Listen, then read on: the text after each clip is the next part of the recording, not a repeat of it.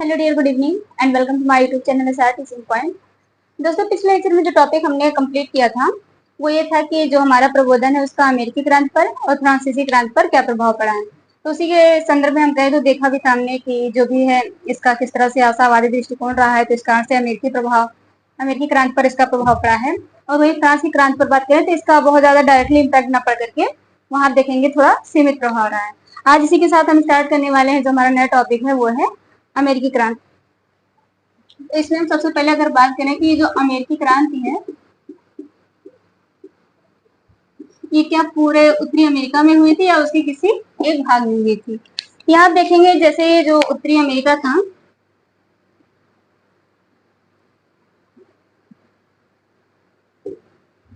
Suppose ये उत्तरी America थी, यहाँ आप देखेंगे जैसे इसमें फ्रांस का, डच का और स्पेन, ब्रिटिश, इन चारों का उपनिवेश है। लेकिन यहाँ जो इसके पूर्वी भाग में है यहाँ आप देखेंगे ये ब्रिटिश का उपनिवेश है। तो ब्रिटिश ने जो यहाँ पर उपनिवेश बनाया हुआ है वो स्वतंत्र रूप से 13 उपनिवेश हैं। इसी से यहाँ 13 उपनिवेश बनाए हुए हैं, वो भी स्वतंत्र रूप से, ये ब्रिटिश के उपनिवेश हैं। अब ये जो क्रांति हो रही है वो यही जो 13 उपनिवेश हैं इन्होंने ही छेड़ा है ये क्रांति। इसका मतलब ये नहीं कि पूरे अमेरिका में क्रांति हुई थी, केवल इसके पूर्व भाग में हुई थी। तो ये तो हो गया हमारा अमेरिकी क्रांति को लेकर के। अब हम यहाँ पर बात करें जो अमेरिकी क्रांति हुई थी, क्या इसे केवल स्वतंत्रता संग्राम कहा जा सकता है या केवल इसे क्रांति कहा जा सकता है या दोनों कहा जा सकता है। यहाँ आप देखेंगे क्योंकि ये जो अमेरिकी उपनिवेश थे इन्होंने ब्रिटिश से स्वतंत्रता तो प्राप्त की, तो इस कारण से इसे स्वतंत्रता आंदोलन भी कहा जा सकता है। लेकिन वहीं आप देखेंगे जो ये स्वतंत्रता आंदोलन हुआ है इससे इसके जो मूलभूत परिवर्तन है, क्योंकि हम क्रांति की बात करें तो वही होती है क्रांति जिसमें कुछ रेडिकल चेंज हो या हम कहें जिसमें मूलभूत परिवर्तन होता है। यहाँ आप देखेंगे इसके आर्थिक, सामाजिक और राजनीतिक मूलभूत आर्थिक, राजनीतिक व सामाजिक सभी क्षेत्रों में परिवर्तन हुए हैं।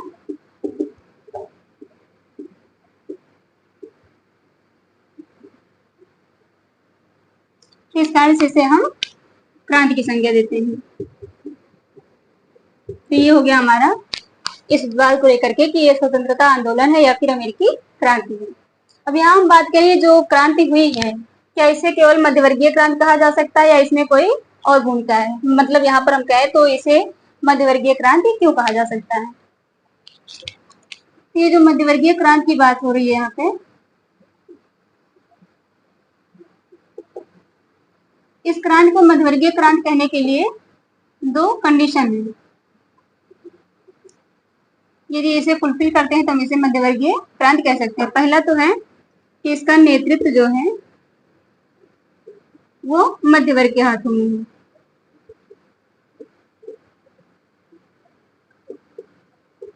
और दूसरा जो है कि इसमें जो भी सुधार या परिवर्तन हो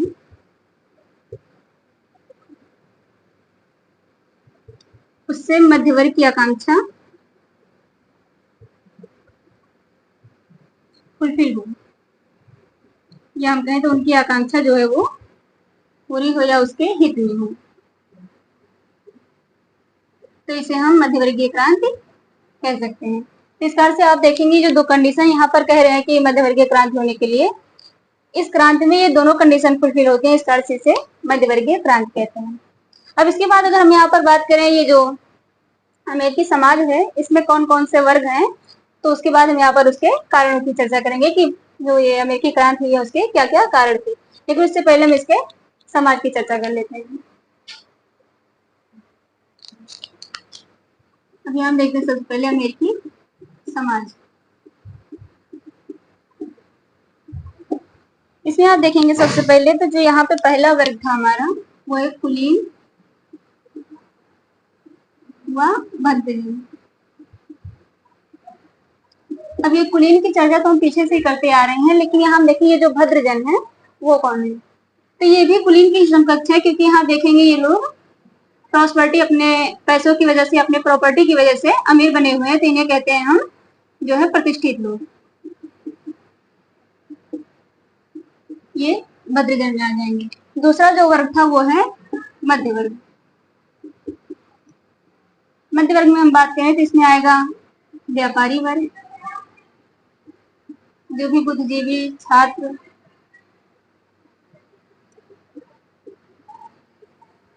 तस्कर या राजनेता इत्यादि मध्य वर्ग में आएंगे। तीसरा वर्ग है निम्न वर्ग। इसमें आएंगे किसान और मिस्त्री। मिस्त्री यहाँ देखेंगे कारीगर को कहा जाता है। ये हो गया निम्न वर्ग। और जो इसमें चौथा वर्ग है वो है दास वर्ग। दास वर्ग में भी आप देखेंगे यहाँ पे पहला है श्वेत दास। श्वेत दास का मतलब ये है कि ये लोग जो हैं ये यूरोपीय मूल के ही हैं, लेकिन यहाँ पे आके चूंकि गरीब थे इस कारण से ये यहाँ पर दास बन गए। इन्होंने अपने आप को बेच दिया एक तरह से, ये श्वेत दास है। और दूसरा है यहाँ पे अफ्रीकी दास।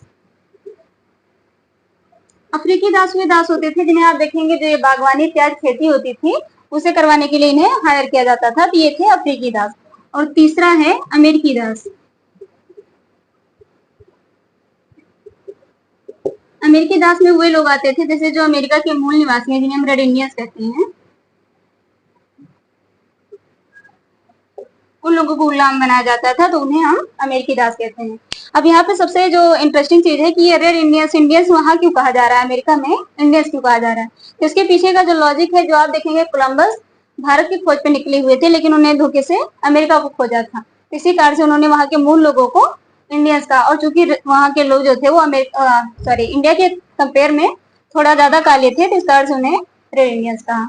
ये था इनके रेड इंडियंस का कॉन्सेप्ट। अब यहाँ पर हम जो अमेरिकी क्रांति है उसका कारण देखें, लेकिन उससे पहले हम देखते हैं जो ये अब फ्रांस की क्रांति थी वो अमेरिकी क्रांति से थोड़ा ज्यादा रेडिकल थी। उसका रीजन क्या था कि फ्रांस की क्रांति में निम्न वर्ग भी शामिल था, लेकिन यहाँ आप देखेंगे जो अमेरिकी क्रांति है उसमें निम्न वर्ग को शामिल नहीं किया गया है। उसका जो रीजन था हम पीछे भी डिस्कस कर चुके हैं, क्योंकि ये मध्य वर्ग को एक डर था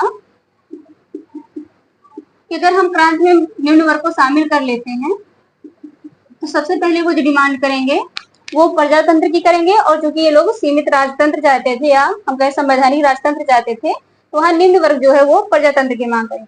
दूसरा जो सबसे बड़ी मांग करेगा वो सार्वत्रिक मताधिकार की बात करेगा। और चूंकि निम्न वर्ग जो थे वो मध्य वर्ग से संख्या में बहुत ज्यादा थे, तो इस कारण से इन्हें डर था कि अगर इन्हें सबको अलग अलग राइट मिल जाता है वोट देने का, तो ये जो है शक्ति अपने हाथों में ले लेंगे, हमें कभी भी हटा सकते हैं। तो जो इनका ये डर था, इसी कारण से निम्न वर्ग को शामिल नहीं करना चाहते थे।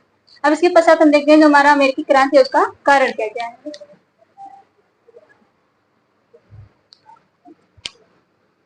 अमेरिकी क्रांति का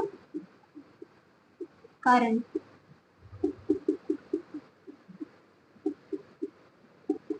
इसमें जो पहला कारण है वो हमारा है आर्थिक कारण। आर्थिक कारण इसलिए हम लोग पहले ले रहे हैं क्योंकि आप देखेंगे एक लुई हैकर जी हैं,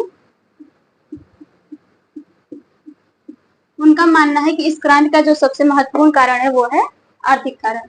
अब यहाँ पे उन्होंने जो पहला सिद्धांत दिया वो ये है कि ब्रिटिश उपनिवेश, हम कहें ब्रिटिश औपनिवेशिक,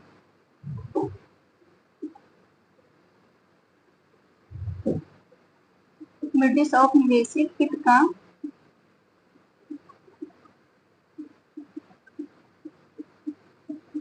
अमेरिकी लोगों के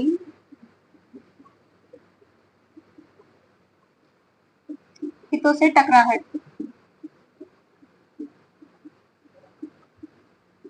ये था इनका इसमें पहला जो स्टेटमेंट है। अर्थात इसके अंतर्गत ये कहना चाहते हैं कि जो ये ब्रिटिश पूंजीवाद है, सॉरी ब्रिटिश में वाणिज्यवाद है, जो ब्रिटिश वाणिज्यवाद है इसके विरुद्ध में अमेरिकी पूंजीवाद का विद्रोह। ये जो वाणिज्यवाद कॉन्सेप्ट है हमारा यहाँ पे, इसको हम पीछे भी डिस्कस कर चुके हैं कि यहाँ पर जो ये मातृ देश का इनके उपनिवेश का जो हित है वो मातृ देश के हित के अधीन होना चाहिए। और मातृ देश यहाँ पर कौन है? ब्रिटेन।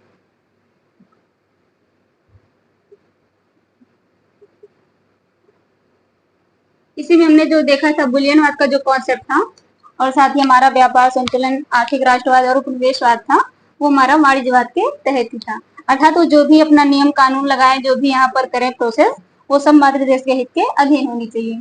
इसी में इनको जो कीमती वस्तुओं के संग्रह पर भी बल देने को कहा गया था।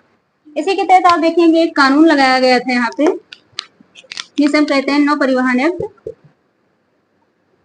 नौ परिवहन कानून, जो कि कब लगाया गया था, 1651 में। इसका जो प्रावधान था, सबसे पहला प्रावधान तो ये था कि जो अमेरिकी व्यापार में जहाज प्रयोग करेंगे वो या तो अमेरिकी होगा या फिर ब्रिटिश होगा।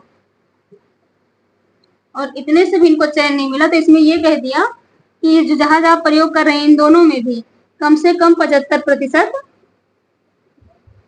ब्रिटिश अधिकारी होने ही चाहिए। इस तरह से आप देखेंगे हर एक जगह पर कदम कदम पर इन्होंने बहुत सारे प्रतिबंध लगा रखे थे। इसी में एक और था कि अगर इन्हें यहाँ पर जो इनके अलग अलग उपनिवेश थे यहाँ पर 13, अगर इस उपनिवेश से इस उपनिवेश में इनको व्यापार करना है या फिर कुछ वस्तुएं बेचनी है, तो यहाँ पर भी इनको चुंगी देनी पड़ती थी ब्रिटिश को। इस कारण से आप देखेंगे अपने ही देश में इन्हें अलग अलग जगहों पर चुंगी देनी पड़ रही थी। और दूसरा, यहाँ पर कुछ खास सामान जो था वो केवल वो ब्रिटिश को ही बेच सकते थे। इस तरह से हम देखें तो हर एक चीज पे, उनके व्यापार पे, उनके विदेश नीति पर, हर एक चीज पर ब्रिटिश का ही संतुलन था। और वही आप देखेंगे, ये तो हो गई बात जो हमारे उपनिवेश यहाँ पर बने हुए थे। जो और बाकी अमेरिका था, जो और अधीन था के, जो भी फ्रांस या स्पेन के, उसमें आप देखेंगे जो औद्योगिक प्रक्रिया थी वो बिल्कुल अपने चरम पर पहुंच गई थी। हम कहें तो बहुत तेज वहां पर तरक्की हो रही थी। और वहां पे जो भी ये जहाज रानी कानून थे वो बहुत ज्यादा ही डेवलप हो चुके थे। जिस कारण से इन उपनिवेशों को लगा कि अगर हमें यहाँ पर स्वतंत्र होना है या विकास करना है तो हमें ब्रिटिश को यहाँ से भगाना होगा। यही जो था हमारा आर्थिक कारण। अब दूसरे कारण की बात करें यहाँ पर, तो जो कुछ लोगों को अमेरिकी क्रांति से फायदा भी हो रहा था, तो दूसरा कारण हमारा वही है। दूसरा जो कारण है वो है विभिन्न वर्गों का हित क्रांति से जुड़ा होना।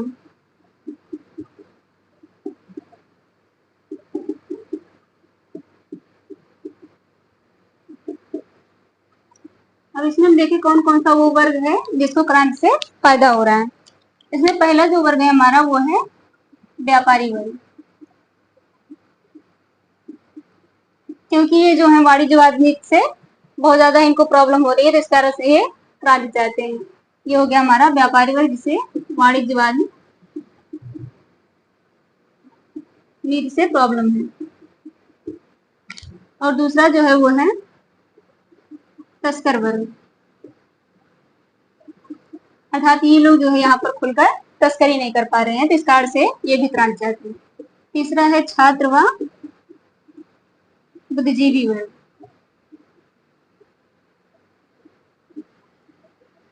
अब यहाँ पर चूंकि ये लोग जो थे छात्र व बुद्धिजीवी, ये लोग प्रजातंत्र के विचारों से प्रेरित थे, तो इस कारण से इन्हें लगता था कि जो ब्रिटिश सरकार है हम पर फालतू में यहाँ पर नियंत्रण लगा रही है, हम कहते हैं अनावश्यक रूप से नियंत्रण लगा रही है।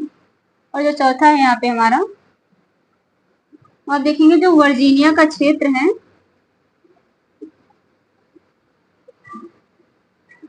वहां पे जो तंबाकू उत्पादन करने वाले लोग हैं, तो वहां के तंबाकू उत्पादक जो भी थे उन्हें भी एक बात से जो नाराजगी थी, क्योंकि ये लोग तंबाकू उत्पादन के लिए अपने क्षेत्र का विस्तार करना चाहते थे और जो उन पर रिस्ट्रिक्शंस लगा रहे थे वो थे ब्रिटिश। इस कारण से ये यहाँ पर स्वतंत्रता चाहते थे।